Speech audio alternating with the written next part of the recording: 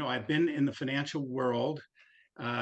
What happened is when I was I was actually a carpenter, and I worked, by the hour, framing houses back when I was in my 20s, Sure. and got a crazy phone call out of the blue from a guy that was looking to uh, to build a business. He was building a financial company, and I thought, well, what's he want with me? I'd pound nails, right, and saw wood. And well, he says, well, I was referred to you by your friend Chris. And so Chris, my friend's name was Chris.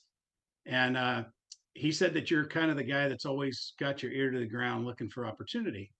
And I said, yep, that's me. I always, I'm always open minded about whatever, right? Sure. Well, he came to my house. I was about 28 years old. And, I was making about 12 bucks an hour back in, this was in 1986, Sure.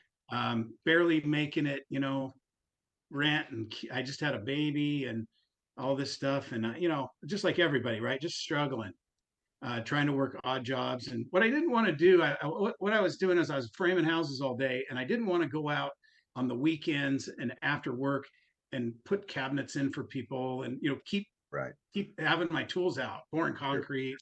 And so I Work wanted to do side something jobs. different. Yeah, so a side job that didn't involve construction. That's what I was really looking for. Sure. And I didn't want to go work retail or fast food, or, I did the auto parts thing, and ran an auto parts store for a while. And, that the nighttime work was just not for me. I wanted to do something entrepreneurial. Certainly.